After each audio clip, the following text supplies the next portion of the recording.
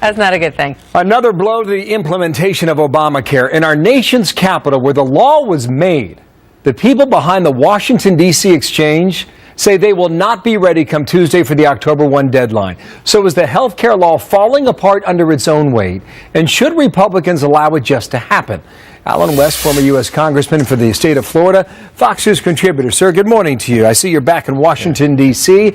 Listen to what Mitch McConnell said about this whole debate on Obamacare. I think it's pretty safe to conclude that things that can't work don't stick, don't last, because we are, after all, a representative democracy. People complain and discuss. I don't think this law can possibly stand. It's pretty hard to predict exactly the day upon which it ends, but it's cracking. What do you think? Well, I have to agree with Senator McConnell on some stances, but I would look at it this way. There are some things that the American people certainly know are heinous. When you look at the fact that the president has delayed several parts of the Affordable Care Act, one of the most important things, I think, is the employer mandate. Well, then we should delay the individual mandate as well, because we see the American people truly suffering in these economic times. When you look at the nearly 2,000 waivers and exemptions that have been granted, that's a sign of Washington, D.C. cronyism. That's something else that we should make sure is rescinded. When you think about the cuts to Medicare, when you think about the hiring of 16,000 new IRS agents, especially when we find out we're going to be paying Lois Lerner's retirement, those are the type of points that I think that we should say this law should be equal for every single American. So do you... Yeah, understood. But do you believe that it will collapse under its own weight, as McConnell was just arguing there? Yeah, we see it happening, but I think that if it is a law, it should be able to stand on its own. It should not have these waivers and exemptions, to include the exemptions that you see up here on Capitol Hill for members of Congress and the staff. To that point, though, should folks like Ted Cruz and others step to the side and allow the law to show the vulnerabilities it already has shown? Well, I think that he has shown a lot of the vulnerabilities, and I think that what he did was very commendable. It was very honorable. That's what we send senators and members of the House to Washington, D.C. to speak for the American people, speak for their constituents, bring out the problems with, certain policy and certain aspects of politics. So I think that he did a very good service for the American people. Now, as a military guy, I will tell you this. When you are in a situation where you are somewhat numerically outnumbered, you have to fight on a narrow front.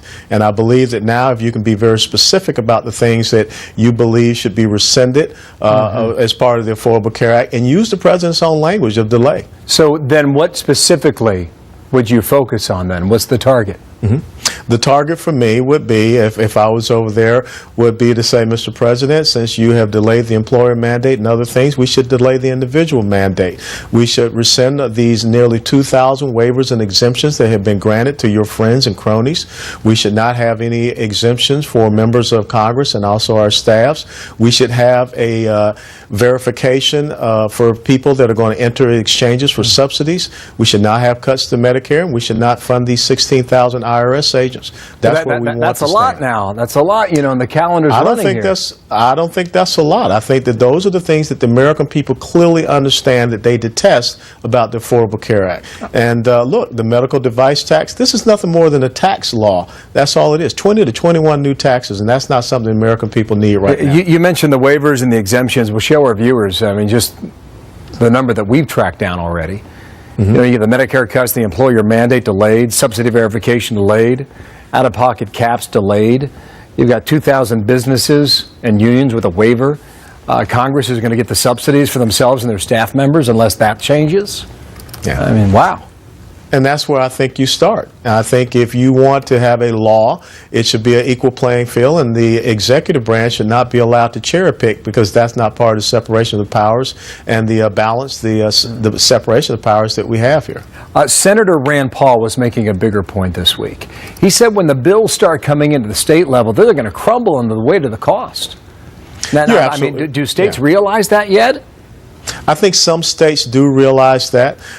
You know, there's a lot of the unintended consequences that are going to come down the pike. Look, when you've got James Hoffa Jr. and the unions writing letters to Nancy Pelosi and Harry Reid saying that, you know, you need to fix this thing, everyone realizes that we're going down the wrong path. Now, the president can, you know, continue to, show his ego and not want to correct this and fix this for the American people.